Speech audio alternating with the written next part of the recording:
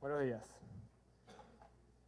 Voy a comenzar saludando, por supuesto, a todos los presentes, a todos los líderes y a todos los estudiantes de la Universidad de Carabobo, el Núcleo del Agua, que están por allá sentados. Gracias por venir, muchachos.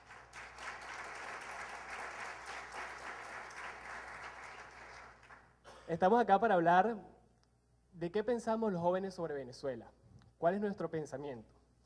Y yo he decidido llamarle a mi presentación Jóvenes ejerciendo el liderazgo en Venezuela.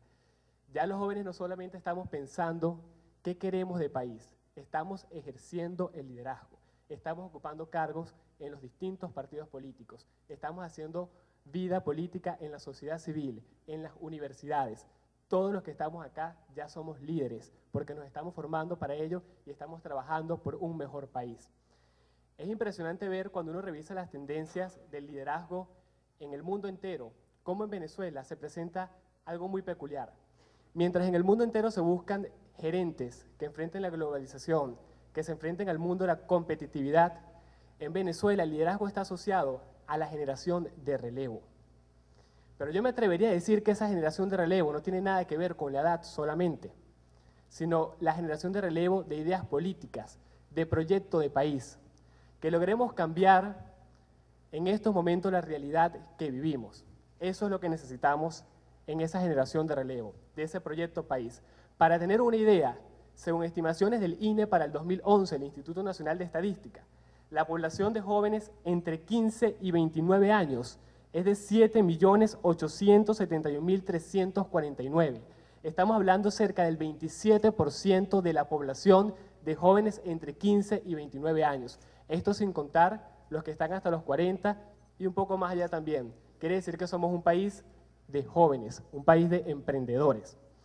Pero bien, esta juventud debe prepararse, porque hemos llegado al 2012, al 2011, ya me estoy adelantando, pasa que esa fecha es muy importante, pero hemos llegado al 2011 con un país que ha tenido la oportunidad de tener una economía sumamente estable, con educación de calidad, con un sistema de seguridad, de salud, de servicios públicos óptimos, pero resulta que no.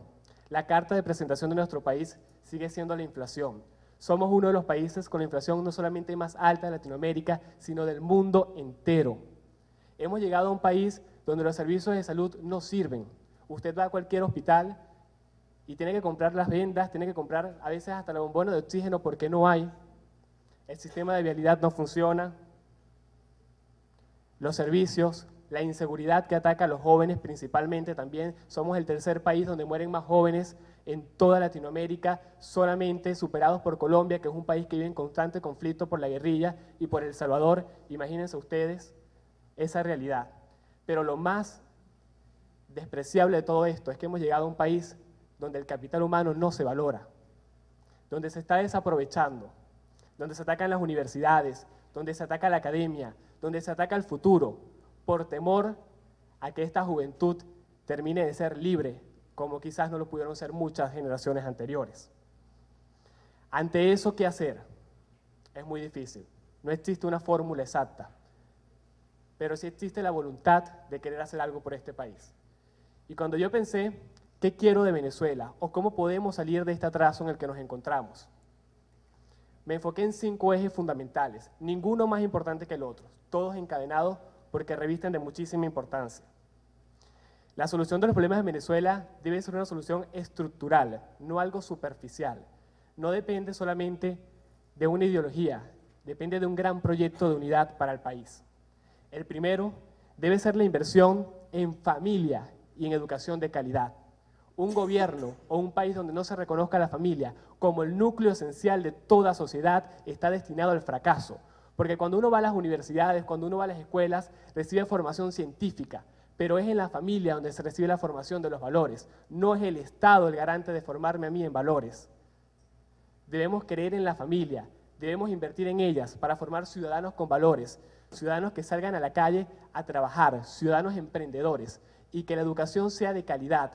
El Estado debe garantizar el acceso a la educación de todos, pero también tenemos nosotros que darnos cuenta que la educación no siempre puede ser gratuita, sino que nosotros también tenemos que colaborar para que esa educación sea autosustentable.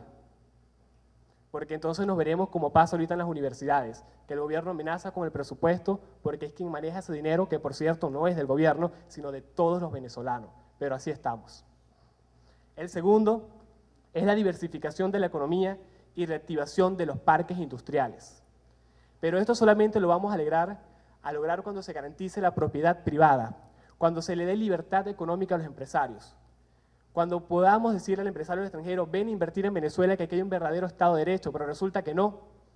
Aquí el presidente se le ocurre hoy en día expropiar cualquier empresa y todos le siguen. Anoche mismo vimos en la cadena presidencial cómo un estudiante de una universidad se paró y le dijo al presidente, presidente, en la fiscalía reposan unos expedientes de unos rectores de una universidad, queremos que la fiscal actúe desde hace años, y el presidente le dijo, dentro de un rato llamo a la fiscal. Eso es división de poderes. No se supone que esos expedientes deben seguir su curso normal. No es la fiscal general de la República la que debe actuar en este caso. No hay división de poderes, no hay Estado de Derecho en Venezuela. ¿Quién va a invertir en un país así? Solamente los que están con el gobierno. Esos son los que van a invertir. Tenemos que darle más oportunidad al sector privado, que es el gran generador de empleo. No podemos seguir permitiendo que el Estado acapare todo el empleo, porque no hay producción en el país. Resulta que tenemos una administración pública con más de 3 millones de funcionarios. Cuando uno va a la alcaldía, encuentra 15 personas en una oficina haciendo el trabajo que puede hacer una, y te dicen para retirar un simple papel, espérate 15 días hábiles para que puedas retirar. Eso es disfunción burocrática, ni siquiera burocracia.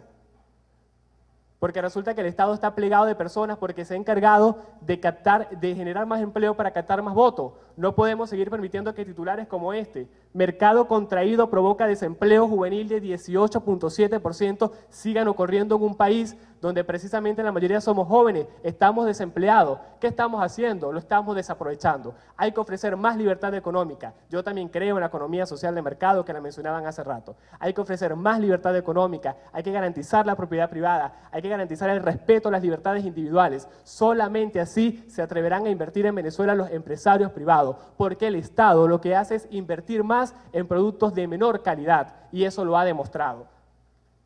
El tercero es el fortalecimiento de las instituciones del Estado a través del respeto a la República.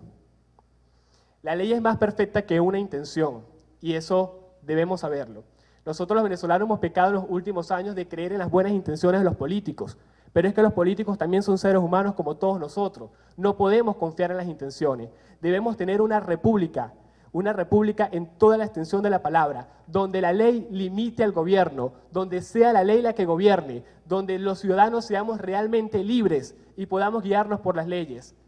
No solamente profundizar el sistema democrático, porque a veces las mayorías podrían ser tiranas. Tenemos que regirnos, es por la ley, por la república entonces. Solamente así tendremos una sociedad más libre. Mientras más poder tiene un gobierno, menos libertad tienen sus ciudadanos. Porque entonces el gobierno cree que puede decidir sobre nuestro futuro, cree que puede decirnos hacia dónde vamos, o como este gobierno cree que todos debemos ser iguales, pero como dicen por allí, iguales para abajo, no para arriba. Pero es que resulta que ese término de la igualdad es muy subjetivo, porque lo que para mí puede ser igual, para mi compañero de repente es otro tipo de igualdad. Entonces lo que debemos procurar es ser más libres, no iguales. La igualdad se va dando en el tiempo.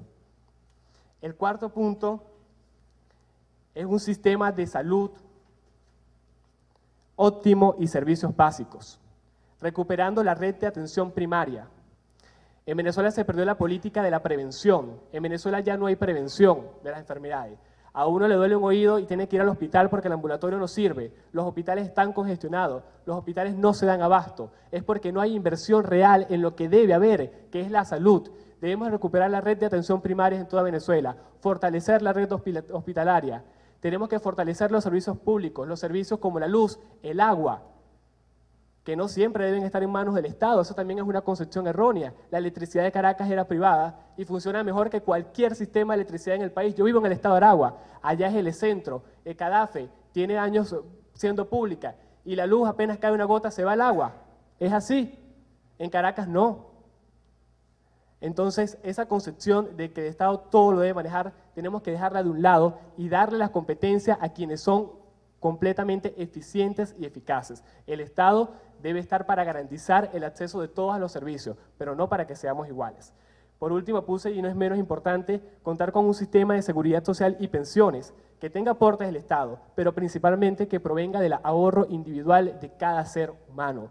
Resulta que en Venezuela el 80% de la nómina se va en gastos de sueldos y salarios, gastos al personal en las alcaldías, nunca tienen dinero para invertir, eso es lo que está pasando. Este es el país con el que yo sueño, un país donde los ciudadanos seamos verdaderamente libres y no iguales, donde podamos progresar. Y cuando digo no iguales es porque todos tenemos capacidades distintas. Y cuando digo no iguales es porque ¿quién decide cómo vamos a ser iguales? El Estado. Milton Friedman, a quien voy a citar en este momento, decía: una sociedad que pone la igualdad por encima de la libertad acabará sin igualdad ni libertad. Precisamente porque cuando creemos que nosotros tenemos el poder para decidir que todos somos iguales, terminamos coartando libertades, terminamos diciéndole al que se está superando, aguántate porque el que está abajo no se ha terminado de superar, en vez de yo ofrecerle las expectativas. Entonces, señores, tenemos que buscar un país donde seamos todos realmente libres, donde se respete la propiedad privada, donde se respete la libertad individual de cada ser humano, donde gobierne la ley y no el gobierno. Solamente así seremos libres. Y yo les digo algo, la fecha es el 2012 y convencido estoy de que esta juventud va a trabajar para que en el 2012 la sociedad venezolana sea realmente libre. Muchísimas gracias.